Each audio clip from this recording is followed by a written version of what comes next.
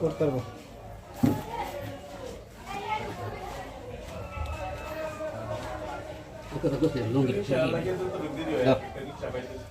গাড়ি আছে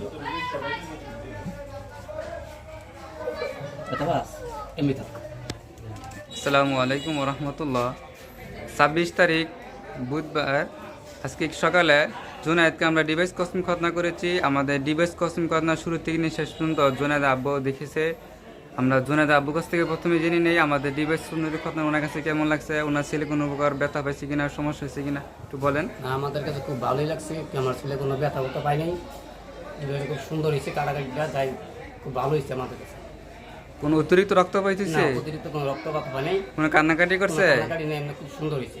আচ্ছা, তাই আপনারা যারা আপনার আদরের সন্তানকে ব্যথামুক্ত ডিভাইস কসম খতনা করাতে চান আমাদের সাথে যোগাযোগ করবেন 01923199710। আমাদের ঠিকানা বরপা হতে মাসাবাজার Islamia homeo pharmacy, Mir super market.